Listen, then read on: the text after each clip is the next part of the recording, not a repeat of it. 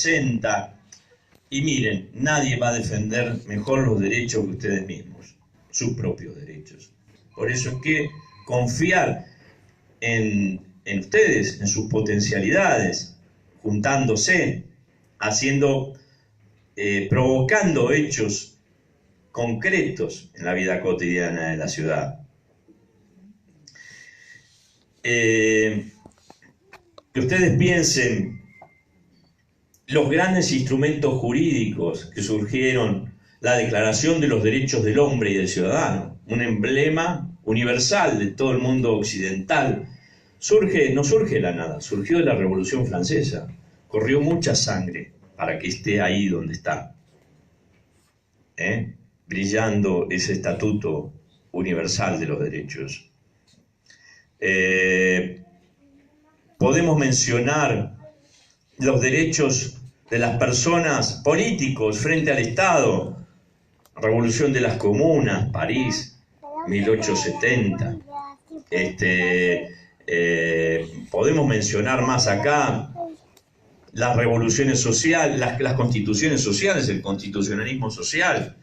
Revolución Mexicana, que terminó en la Constitución de Querétaro, la Constitución de Weimar en Alemania. Todos fueron productos de la Revolución Rusa en el 17-19 se dicta la Constitución en Alemania, nace el constitucionalismo social, el derecho a la diversidad sexual, a la diversidad racial, a las diversidades, mayo del 68.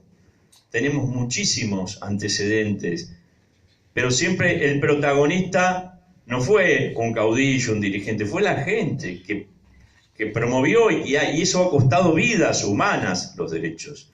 Los derechos están escritos con sangre, no están escritos con tinta. Claro, uno no quiere llegar a eso ni alentar mucho menos eso, pero sí la lucha, porque si ustedes se quedan viendo en sus casas, sentados, una serie en Netflix, la realidad no se modifica. No se modifica. Esta es la historia, nos enseña eso. La historia nos pone en evidencia que el protagonista es la gente. Y la gente quien tiene la titularidad de la soberanía. La soberanía es del pueblo, no es de los gobernantes. Eso pasaba con los reyes. El rey era el soberano. En los regímenes republicanos, el soberano es el pueblo. O sea, cada uno de ustedes. Los demás son representantes, quienes están de legisladores, de concejales, de intendentes, de gobernador, de presidente, son representantes del pueblo. Son mandatarios, se dice. Bueno, ¿quiénes son los mandantes? La gente. La gente. Tenemos que tomar conciencia de esto. Que si tenemos un problema, tenemos que discutirlo entre todos. Entre todos. Y más allá de nuestras ideologías, siendo sensatos con las realidades que nos aquejan, para buscar soluciones conjuntas, colectivas. ¿Qué mejor que la diversidad?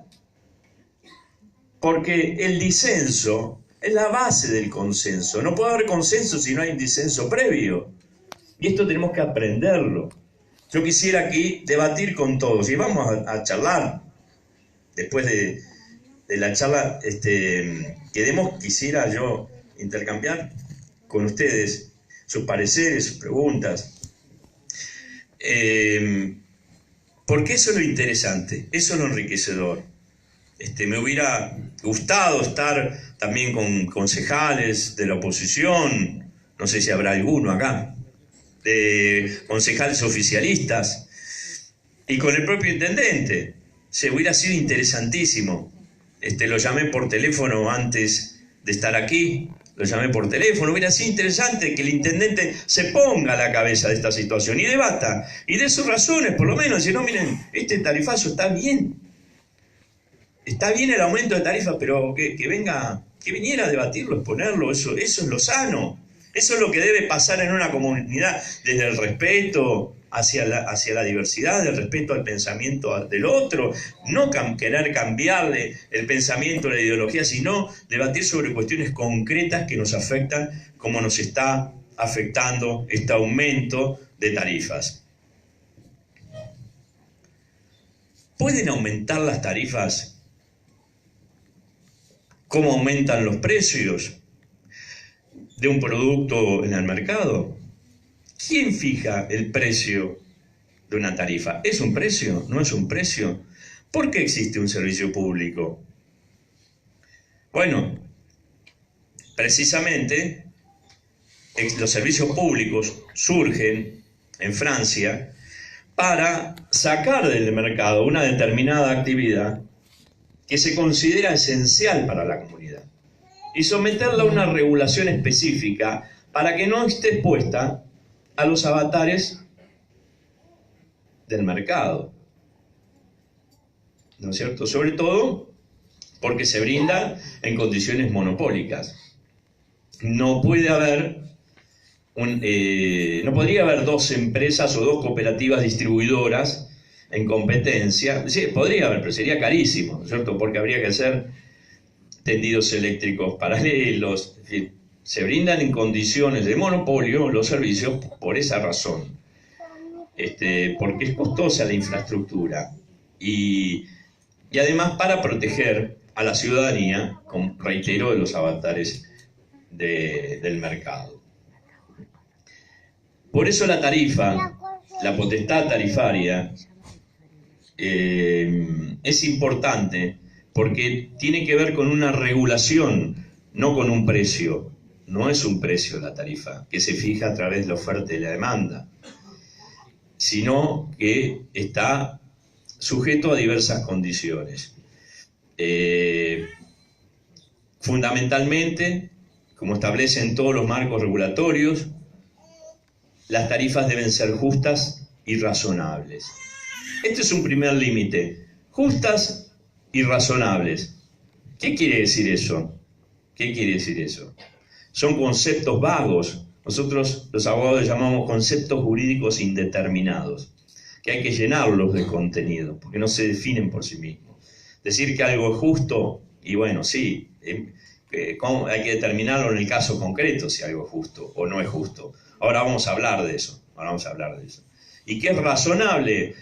Bueno, la razonabilidad, en el sentido jurídico, tiene una significación, y es la adecuación de medios afines, ¿no es cierto? Si hay un vecino enfermo, para poner un ejemplo absurdo, y toda la población corre peligro de contagio de esa enfermedad, y no hay una vacuna que la prevenga, una medida irrazonable sería matar a toda la población para que no se contagie, ¿no es cierto? Bueno, eso sería irrazonable. Adecuación de medios afines. ¿Es adecuado matar a todos para evitar el contagio? No, porque justamente lo que se intenta prevenir es la vida, que no se contagien. Bueno, esto es un poco lo que sucede hoy con las tarifas, ¿no es cierto? El principio de universalidad de los servicios públicos, el principio de asequibilidad, con la excusa de proteger los servicios públicos, lo que se está haciendo es dejando afuera un montón de personas excluidas del servicio. Se está matando a la población porque no pueden pagar las tarifas. Y les digo algo, antes de dejar de pagar las tarifas, la gente deja de pagar los impuestos, porque le cortan el servicio. Ustedes tienen que optar entre pagar tarifas o impuestos, dejan de pagar impuestos. Las arcas públicas también se resienten con esto. Ahora, este es un principio: razonabilidad, justicia. La justicia tiene que ver con la equidad de cómo se distribuyen las cargas. Y este es el punto central, de lo que hoy estamos padeciendo. Por eso lo voy a dejar para el final, lo enuncio y lo dejo para después. La cuestión de las tarifas justas y las tarifas razonables. Hay otra serie de cuestiones que nosotros veníamos anunciando, que veníamos desarrollando en algunas sentencias y que finalmente la Corte de la Nación las tomó, las hizo propias y fijando nuevos condicionamientos y nuevos límites a la potestad tarifaria, a este poder que tiene el Estado de fijar las tarifas. Uno es el de la no confiscatoriedad. La Corte de la Nación, en el fallo Cepis, a ustedes les sonará, porque fue el de la tarifa del gas, el que limitó la tarifa del gas, dijo que las tarifas no deben ser confiscatorias. Nosotros veníamos propiciando este concepto porque las tarifas son tributos. Los tributos son impuestos, tasas y tarifas. No es un impuesto, es un tributo. Pero si los impuestos tenemos como límite la no confiscatoriedad, también deberíamos tenerlo en las tarifas. Ahora, claro, es muy fácil la no confiscatoriedad en el caso de gravar un inmueble o una actividad. ¿Cuándo sería confiscatorio? Cuando gravamos con más del 33% del valor con un impuesto. Eso sería confiscatorio. Si ustedes tienen un automotor y la provincia lo grava con más del 33% del valor, eso sería confiscatorio. Ahora, ¿cómo lo fijamos con relación a las tarifas? ¿Con relación a qué se calcula ese 33%? Es difícil, es difícil. Pero no deja de ser valioso que la Corte lo haya incorporado como un límite más a las tarifas. Habrá que ver en el caso concreto, y si algún juez se anima, a llenar ese contenido, a establecer cuándo es confiscatorio o no un aumento de tarifas. Otro límite importante es los derechos que se afectan con el aumento de tarifas. ¿Qué vinculación tienen las tarifas con los derechos? Por ejemplo, el derecho a la vivienda. ¿Por qué el derecho a la vivienda? Porque, de acuerdo a estándares internacionales, concretamente la Observación General 4 del Comité del Pacto de Derechos Políticos, Económicos, Sociales y Culturales, que está establecido, que forma parte de nuestra Constitución, por el artículo 75 y 22, no quiero abrumarlos con los datos, pero hay organismos internacionales que interpretan los pactos y esa interpretación pasa a formar parte de nuestro bloque de constitucionalidad, en un mismo plano que la Constitución. Esta Observación General 4 que nosotros veníamos aplicando, ¿qué dice? Porque este pacto establece el derecho a la vivienda adecuada. Igual que nuestra Constitución, el artículo 14 bis, de vivienda digna, ¿no? Bueno, vivienda adecuada. ¿Qué dice respecto a la vivienda adecuada? ¿Qué debe entenderse por vivienda adecuada? ¿Qué es la vivienda adecuada? Y el Comité del Pacto dice, bueno, una vivienda adecuada no se garantiza ese derecho viviendo entre cuatro paredes con un techo sobre la cabeza. Eso no es una vivienda adecuada. Tener una vivienda adecuada es tener la posibilidad de cocinar los alimentos, de calentarse cuando hace frío, de abrir la canilla y que salga agua potable, de tener servicio de saneamiento urbano por las cloacas, es decir, los servicios públicos de distribución de energía, de agua, forman parte del derecho a la vivienda. Forman parte del derecho a la vivienda. Cuando aumentan las tarifas, esto puede afectar el derecho a la vivienda. Y esto no lo dice el juez Arias, lo dijo la Corte de la Nación en la causa Cepis, que incorporó expresamente la cita de esta observación general. Y esta observación general dice además que el derecho, esto forma parte del derecho a la vivienda, pero que tanto el valor de acceso a una vivienda, pongámosle hipoteca o alquiler, más las tarifas, deben ser asequibles. ¿Qué significa que deben ser asequibles? Que no deben comprometer una parte importante, sustancial del ingreso de una familia. Poder vivir en un lugar, tener la posibilidad de vivir en un lugar y de tener estos beneficios de los servicios públicos no debe significar una parte proporcional importante de los ingresos de la familia. ¿Por qué? el derecho a la vivienda. Porque en una sociedad organizada, en una sociedad civilizada como la que nosotros vivimos, el hombre debe tener al menos los mismos derechos que los animales. Esto se lo leí a Erich Fromm, ustedes conocerán mucho quién es, decía, el hombre por lo menos debe tener los mismos derechos que los animales. Y sí, porque un hornero hace un nido en una rama del árbol de tu casa y no comete ningún delito. Se mete en tu casa, hace un nido, no comete ningún delito. Pero además ese hornero se come los frutos de tu árbol, y te picotea los higos y las ciruelas, y no comete ningún delito. El ser humano no puede hacer eso. Yo no me puedo meter en tu casa, hacer mi propia casa en el fondo, ni puedo comerme los frutos de tu árbol, si vos no me das permiso, porque si ingreso a la propiedad sin tu permiso estoy cometiendo un delito. Bueno, los animales no. Entonces, ¿cómo se hace para tener una casa? ¿Cómo se hace para acceder a los alimentos? Hay que tener dinero. Y para tener dinero hay que tener trabajo.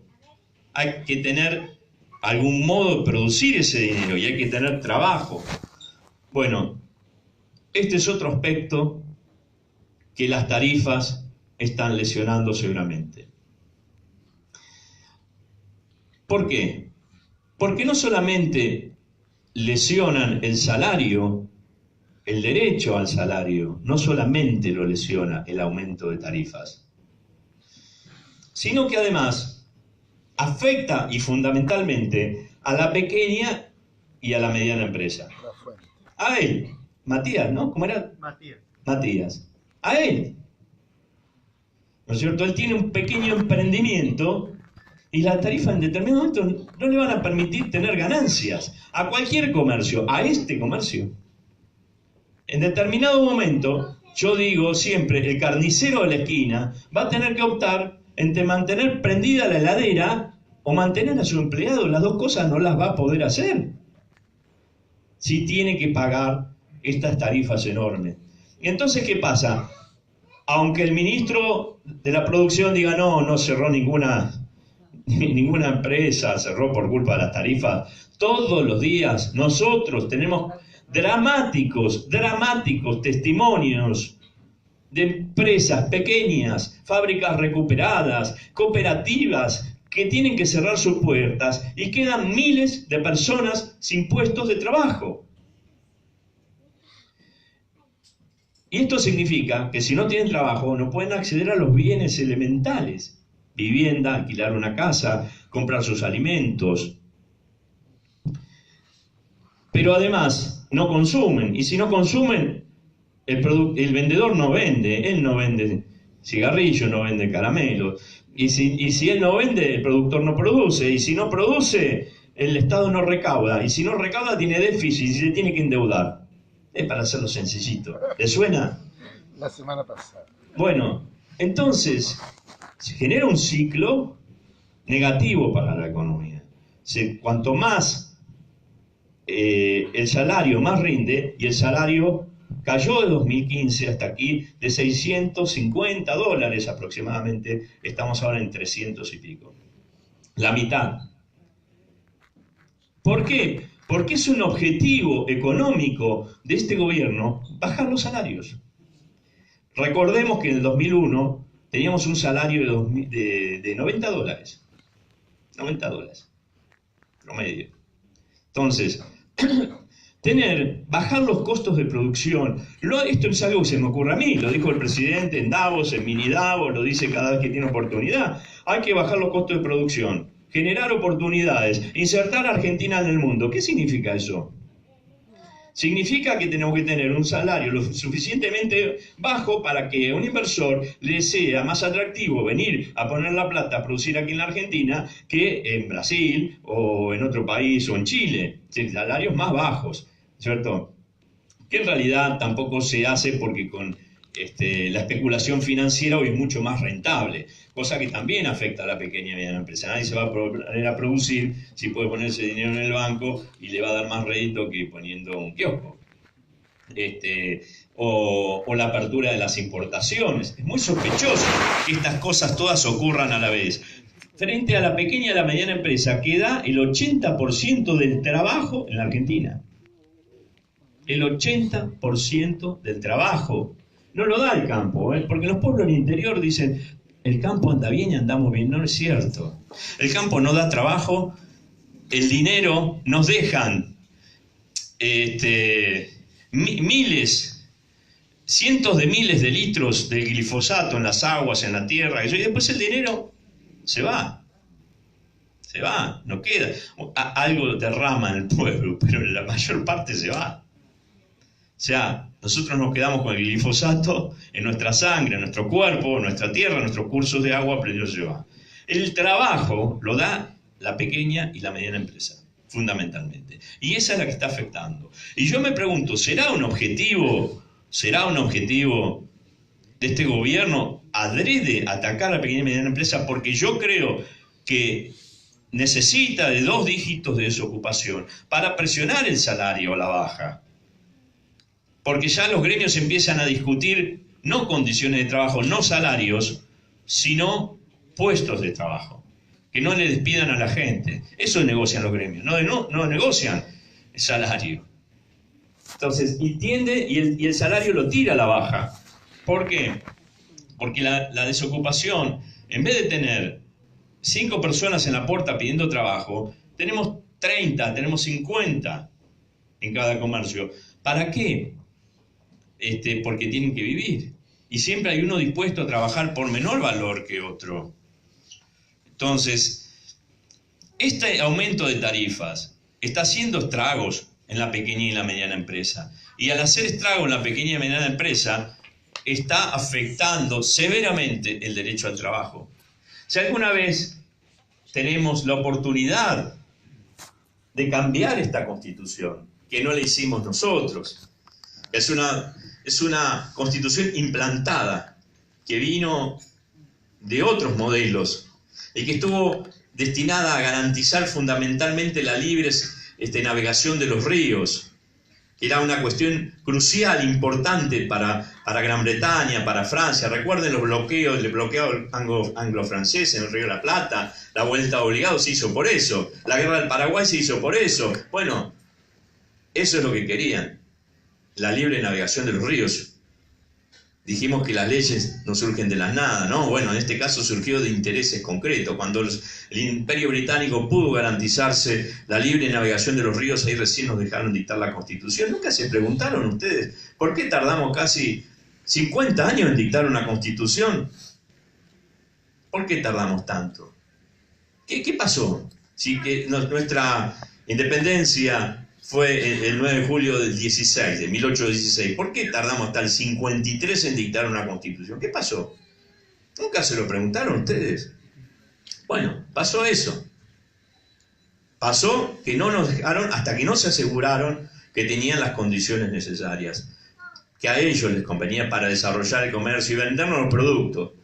Los gauchos usaban chiripá porque eran ingleses. Nos vendían los ingleses el rezago de otras guerras, de uniformes de otras guerras que pelearon contra los moros, qué sé yo. Bueno, nos trajeron acá, empezamos a usar y nosotros lo adoptamos como una vestimenta nacional. Pero no es de acá, es inglesa, para vendernos nuestros productos. Es decir, quiero decirles, si alguna vez tenemos la oportunidad como pueblo de dictar una Constitución, una cláusula fundamental que hay que poner es que el principal objetivo que debe tener un gobierno es promover y proteger el trabajo de la gente. El derecho al trabajo, usted me va a decir, sí, está en la Constitución, sí, pero el obligado es el empleador, no el Estado. El Estado no es un sujeto obligado, y la Constitución estableciera este deber de promover y proteger el trabajo. Los aumentos de tarifas serían inconstitucionales, porque están afectando el trabajo. No se puede vivir una sociedad organizada, sin trabajo. La gente sin trabajo no puede vivir.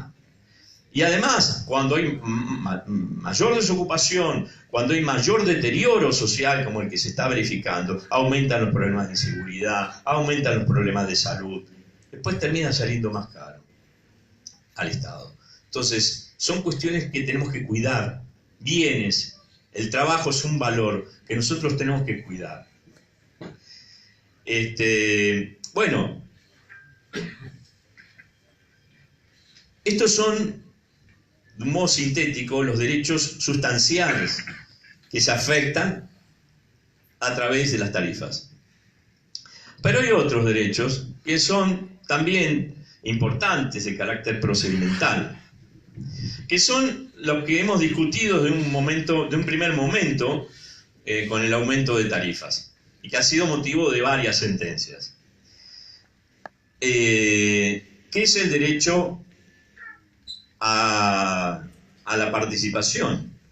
El derecho a la información adecuada, veraz, que establece nuestra Constitución, en el artículo 42, derecho de los usuarios.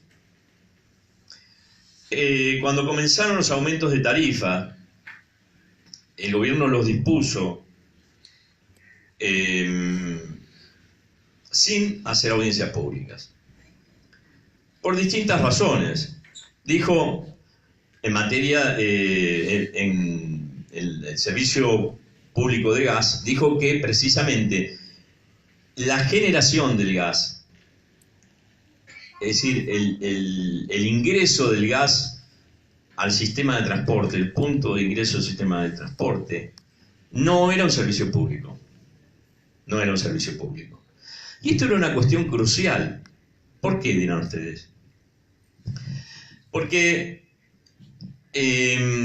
nosotros veníamos comprando gas a Bolivia a un costo de $3.50 aproximadamente.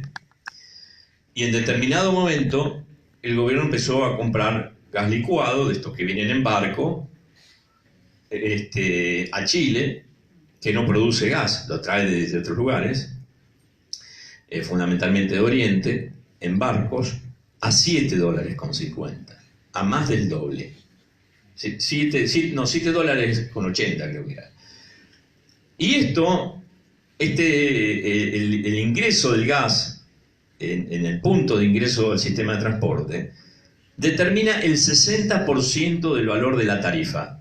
O sea, el 60% del aumento del gas tiene que ver con, según reconoce el propio gobierno en la contestación de la demanda de CEPIS, tiene que ver con el valor del gas, a dónde lo estamos comprando. ¿Por qué el gobierno dejó de comprarle a Bolivia? Bueno, en un primer momento el gobierno dijo, no, Bolivia no puede suministrarnos más gas. El gobierno boliviano salió a desmentirlo, y a decir, le vamos a suministrar todo el gas que sea necesario, nosotros no tenemos problema, pero dejamos de comprarle igual. Y empezamos a comprarle a una empresa subsidiaria de la YEL, de la cual el ministro Aranguren era accionista. Sospechosamente, a un valor carísimo.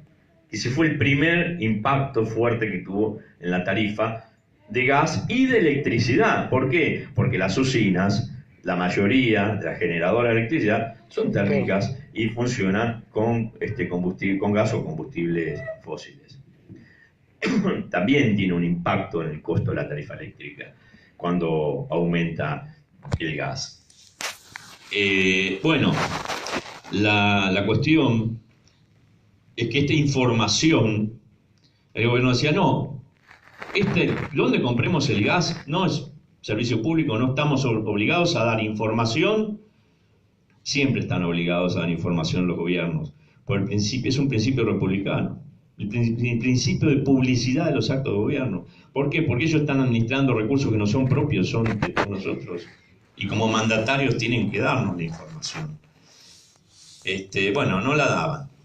Y la Corte le dijo, usted tiene que dar esa información.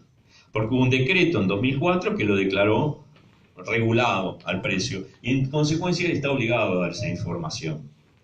Nunca la dieron, nunca hay información antes de las audiencias públicas. En materia eléctrica, acá en la provincia de Buenos Aires pasa lo mismo. Bien, convocamos audiencia pública. ¿Dónde está la información de la cual surge cómo se integra la tarifa, cuáles son los costos? No hay nada. No importa eso, no, sí importa. Porque el derecho a la información y a la participación, que este es otro derecho, participación, información y participación, incluye, de acuerdo al fallo CEPIS de la Corte, 3 aspectos. La información previa. La participación en los ámbitos de deliberación, que son las audiencias públicas. Y el derecho a que todo aquello que se debata en las audiencias públicas esté considerado al momento de adoptar la decisión. El derecho a la participación, a la información a la participación, es fundamental, porque somos todos los usuarios los que sostenemos el sistema.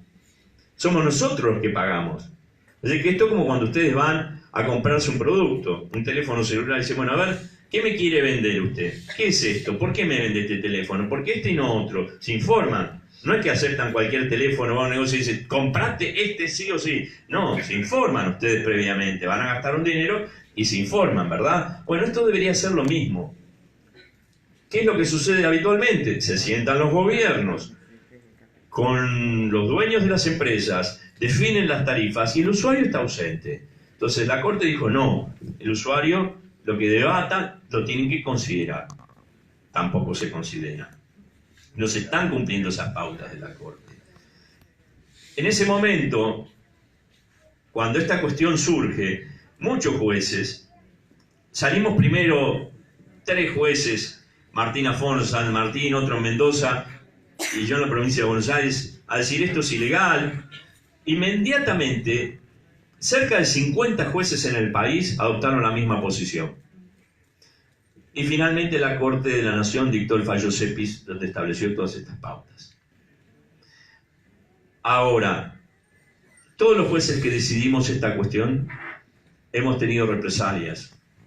Martín Afonso, una granada del ejército argentino, no de cualquier granada, del ejército argentino, cómo salió de los cuarteles nadie lo explicó, en un contenedor a pocos metros de su casa. Amenazaron a sus hijos, echaron a su marido, que trabajaba hace muchísimos años en el Estado, lo echaron, tomaron represalias tremendas. Conmigo lo mismo, pasó lo mismo, me suspendieron mis funciones. Hoy, cuando hay que debatir la razonabilidad de la tarifa, si las tarifas son justas, son razonables, si son asequibles, si son confiscatorias, todas estas pautas que da la Corte, no hay jueces que se pidan. Claro, el titular de una de las asociaciones nos decía, bueno, ¿qué juez, a dónde habría que interponer esta acción? Digo, mira, es difícil, porque cualquier juez que le dejes una acción colectiva hoy, por la cuestión de las tarifas, le estás dejando una bomba con la mecha encendida. Entonces, no podemos esperar de los jueces tampoco. Hay que defenderlos en la calle, los derechos. Hay que defenderlos en la calle. Creo que no hay alternativa.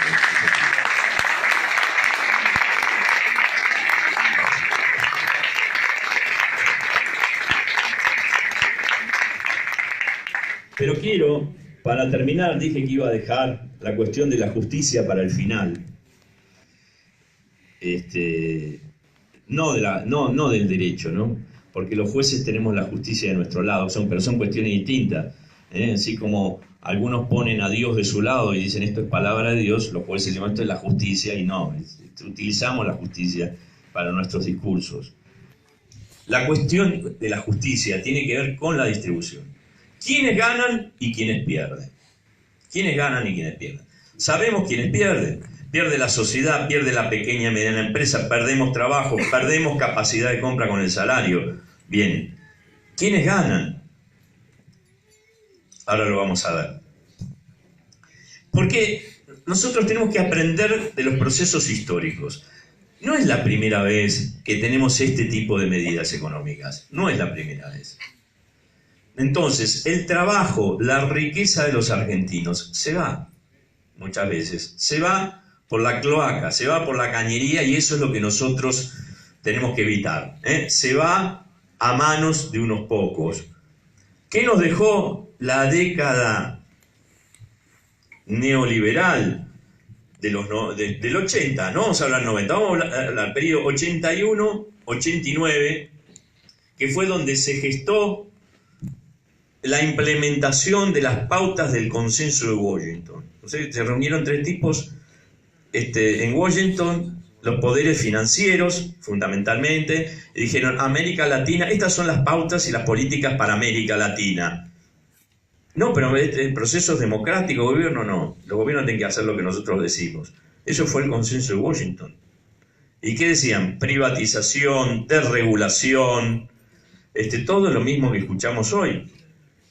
Libre mercado, principio de subsidiariedad del Estado.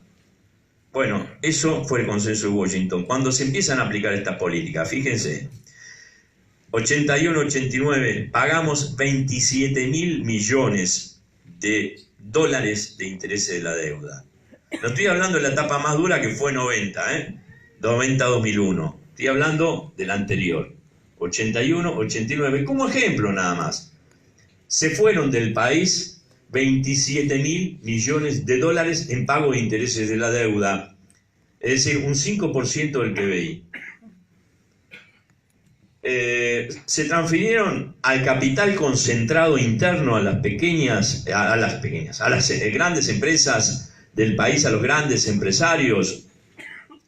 No quiero hacer nombre, pero ustedes se imaginarán quiénes. Algunos están muy metidos en la política. 67.000 millones de dólares, el 10% del PBI.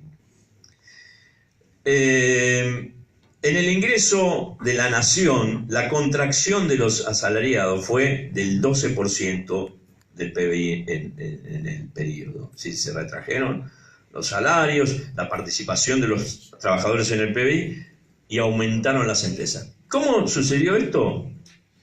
Bueno,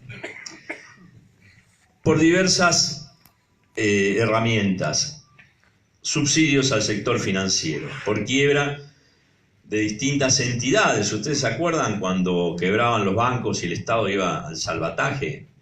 Bueno, no sucede acá, sucedió en muchos países. Costo fiscal por los regímenes de promoción industrial, subsidios a las exportaciones y fundamentalmente, ¿saben qué? La estatización de la deuda privada de los empresarios. Después nos hablan de subsidios. A la gente no hay que subsidiarla. Pero a los empresarios les salvamos las papas siempre, la pagamos todos nosotros con los impuestos. Eso fue la estatización de la deuda, que tuvo nombre y apellido: Domingo Felipe Cavallo, que cada tanto regresa, ¿no? Lo traen. La momia. Esto, nosotros, aprendamos de la historia. Aprendamos de la historia. Ahora les hablo de los números del presente. Yo tengo una manía, que soy tremendamente obsesivo con los datos. Me gusta informarme porque dicen siempre que los jueces escupimos en la niebla. Y tienen razón. Ustedes saben cuando uno escupe en la niebla, ¿no? Puede pasar cualquiera por ahí que no se da cuenta. Entonces hay que tratar de tener los pies bien firmes para saber cómo las decisiones judiciales impactan dentro del esquema de poder, fundamentalmente. Y yo tengo un cuadro con todas las empresas, y cada dato que va surgiendo en los periódicos, en las revistas especializadas, en las cuales estoy suscrito en los newsletters y me llegan información, voy juntando.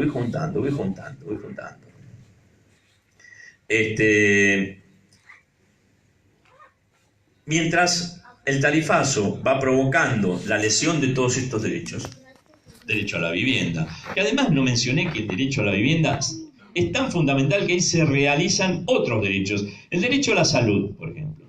Imagínense viviendo en la calle con el frío. Sería imposible satisfacer. Imagínense no poder cocinar los alimentos y tener que comerlos crudos. Afectaría el derecho a la salud, ¿verdad? Bueno, todo esto está, la vivienda, el hogar, es el lugar donde se realizan muchísimos otros derechos que tienen que ver con la salud, el derecho a la intimidad, el derecho a la privacidad, muchísimos derechos se realizan, dependen del derecho a la vivienda, es un derecho de primer orden. Bueno, el derecho al trabajo, con el cual podemos acceder a la vivienda, podemos acceder a los bienes esenciales para la subsistencia de un ser humano. Mientras todo esto sucede, fíjense lo que pasa con las empresas.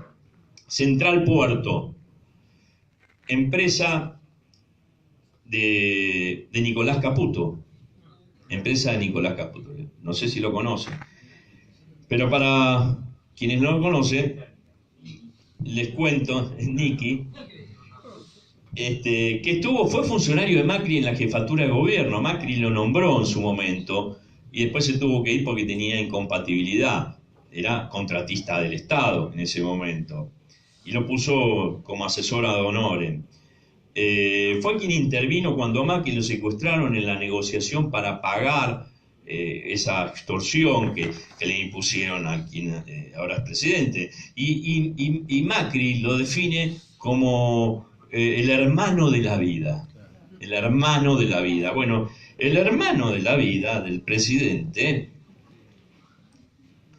tiene una empresa que se llama, controla una empresa, porque es el accionista principal, que se llama Central Puerto. Es una generadora eléctrica enorme, pero además tiene otras, pero esa es la más importante.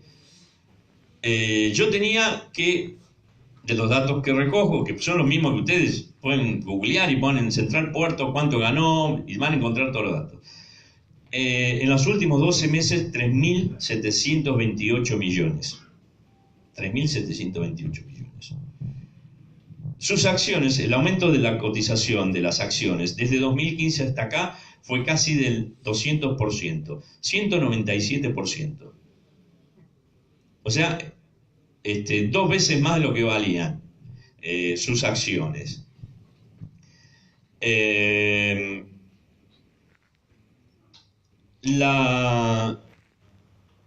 viendo porque pasó su empresa a ocupar uno de los principales lugares de las empresas argentinas, según la revista Forbes. Pero en los últimos tiempos, me he enterado hace pocos días de un informe que presentó la empresa Central Puerto ante la Comisión de Valores. Esta es información oficial, ¿no?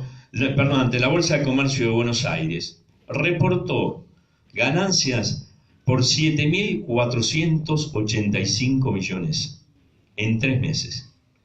7.485 millones en 3 meses.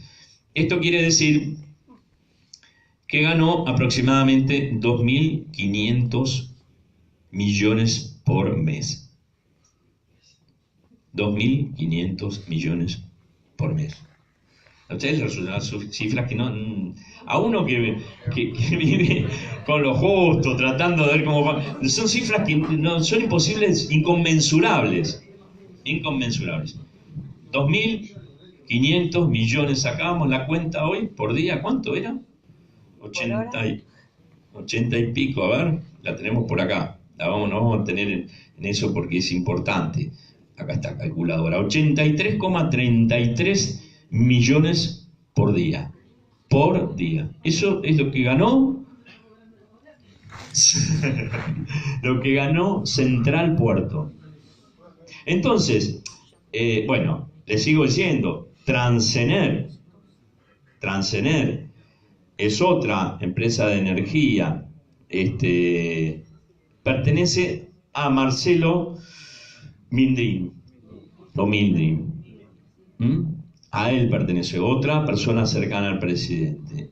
Utilidades en los últimos 12 meses, 2.300 millones. Las acciones aumentaron 525% de 2015 hasta acá.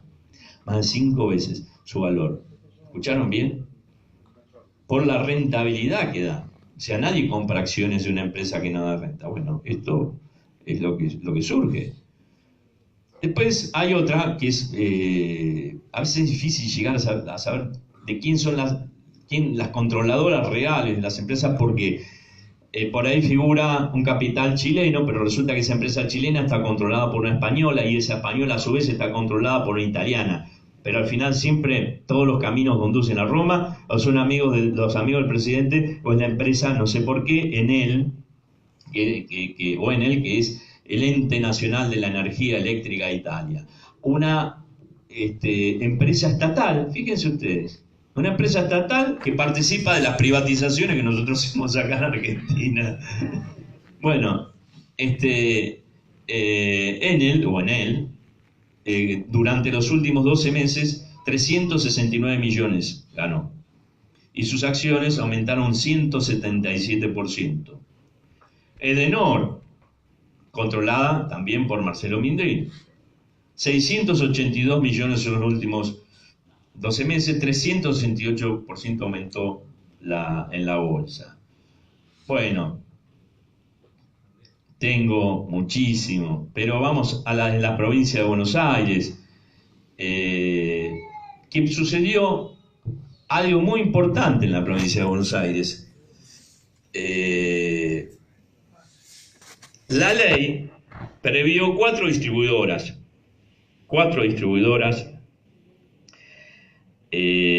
para que no haya un monopolio, que es la distribuidora del norte, EDEN, EDEA, que es la de la costa atlántica, DELAP en La Plata, y EDES, que es del sur de la provincia de Buenos Aires. 4 distribuidoras eléctricas para evitar un monopolio. En los lugares que son más rentables, los pueblos del interior que se arreglen con las cooperativas, ¿no? Porque lo que no da dinero no sirve. Bueno, ¿por qué ustedes dirán, por qué los pueblos por qué el interior del país paga tarifas muchísimo más altas que en la ciudad de Buenos Aires? Hay subsidios cruzados, ¿qué es lo que pasa ahí? Bueno, pasa que el negocio en los 90 se distribuyó de acuerdo a la rentabilidad. El área de SECBA, Servicios Eléctricos del Gran Buenos Aires, era la que más infraestructura había invertido en infraestructura. Y además, en los lugares densamente poblados, el costo de la distribución eléctrica es mucho más barato. Porque yo llego con un cable a un edificio y le doy, y tengo 500 medidores ahí. ¿No es cierto? Un transformador, cablecito, 500. Acá, para darle por ahí una casita que vive en medio del campo y hacer todo un tendido eléctrico, un transformador, es mucho más caro a la distribución en los lugares del interior. Bueno, a esos lugares del interior, que ahí sí podría haberse dado un subsidio cruzado, pagando más los de la ciudad de Buenos Aires o los del Gran Buenos Aires, el AMBA, para compensar, bajarle a quienes viven del interior, no. Hicieron un corte y esa área de mayor rentabilidad y de mayor infraestructura se la dieron a Edenor y del Sur. Le dieron la frutilla del postre. El resto, la segunda capa de la cebolla, fue en los lugares, digamos, en las metrópolis importantes, ¿no es cierto? Y ahí generaron distribuidoras eléctricas provinciales, en la provincia de Buenos Aires 4. Y en los lugares que no eran rentables, bueno, ahí están las cooperativas, hay otras formas. Esto se fue desarrollando así históricamente, por eso hay que, para hablar de tarifas y de servicios públicos, hay que hacer una revisión histórica muy importante, muy importante. También los marcos regulatorios fueron dictados en los 90. La potestad tarifaria es del Congreso de la Nación, porque nosotros estamos equivocados, hablamos del gobierno y estamos hablando del Poder Ejecutivo. Yo me incluyo, les digo del gobierno, Poder Ejecutivo, pero el gobierno no tiene Poder Ejecutivo, el gobierno tiene el Congreso y los órganos deliberativos, los consejos deliberantes, son lo que tiene el gobierno. Los representantes del Poder Ejecutivo ejecutan las leyes, las políticas que ordenan o administran. Por eso ustedes escucharán en Estados Unidos, dice la administración Reagan, la administración Obama, la administración... la actual no lo quiero mencionar. Entonces, administran, pero ahora está diciendo, el Poder Ejecutivo está diciendo, no, nosotros somos quienes tenemos que dictar las tarifas, no el Congreso. El Congreso no tiene que meter. Pero escúchenme, ustedes no eran republicanos. El Congreso es el que decide. Por eso está muy bien que haya retomado su potestad tarifaria, le ponga límites y diga, bueno, hasta 2017 le admitimos el aumento, de ahí puede aumentar de acuerdo al coeficiente de variación salarial. Es un coeficiente que verifica el ajuste del salario. Bueno, está muy bien. También es un límite que tiene que ver con la razonabilidad, que tiene que ver con la justicia. Bueno, ¿qué pasa en la provincia de Buenos Aires? Estas 4 distribuidoras fueron compradas por una empresa, DESA. Esa empresa, antes de los aumentos más fuertes de tarifa, compra a las distribuidoras que estaban en un estado crítico y después se beneficia con todos los aumentos de tarifas. ¿Y a quién pertenece? A Rogelio Pagano. A Rogelio Pagano. Yo estoy como estoy, suspendido porque le arruiné el negocio a Rogelio Pagano. Esta es la verdad, muchachos. Son las causales no dichas. Compró a un precio, a una actividad crítica, y después se benefició con el aumento de tarifas, generando un monopolio que está prohibido por la legislación. Bueno, este señor, les voy a ir diciendo, EDEM, 819 millones en los últimos 12 meses, EDEA, 641 millones, EDELAP, de La Plata, 522 millones, EDES, 216 millones. Esto es lo que ganó este señor. En total son 2.700, cerca de 2.800 millones. Entonces, el problema es, ahora vamos a... El problema es el aumento de tarifas responde verdaderamente a una necesidad de quitar los subsidios, como dijo el gobierno, o más bien de enriquecer a los empresarios que son los amigos del gobierno. Este es el punto. Entonces, ¿cómo repartimos la carga? Mientras la gente no puede pagar las tarifas, los municipios se desfinancian porque ahora le van a sacar la percepción de las tasas a través de la facturación de las tarifas, con lo cual van a dejar de recaudar lo que antes recaudaban. Desfinanciamos a los municipios, desfinanciamos a la gente, la sometemos a condiciones tremendas porque aumentan los problemas de salud. Esto tiene costos en vida, hay gente que se muere electrocutada por colgarse la luz, hay un montón de casos. Bueno, todo este costo, y en contraposición tenemos estas cifras, estos guarismos. ¿No habría que cargar con impuestos en todo caso a estos beneficios? ¿O bajar las ganancias para que puedan bajar las tarifas y hacer una cosa más equilibrada? Bueno, esto es lo que hay que decidir en el presente desde la justicia. Pero miren, ¿saben qué? Y con esto termino, no esperen un fallo de la justicia, porque eso va a ser muy difícil. Porque en cuanto afecten intereses, imagínense que van a estar perdiendo. Por ejemplo, Nicolás Caputo, si un juez dicta una medida, 2.500 millones por mes. Entonces no van a permitir que ningún juez en la Argentina salga a arruinarle ese negocio. Ese negocio, una medida cautelar, hoy tiene un costo 83,33 millones solo para una de las empresas. Entonces, nosotros tenemos que, si queremos realmente que esto no provoque un deterioro social enorme, que no provoque el cierre de pequeños comercios, de pequeños emprendimientos, que no termine afectando al trabajo de la gente, la única solución es que todos estemos unidos en una causa común, porque va a ser la única manera de revertir esta situación. Muchísimas gracias.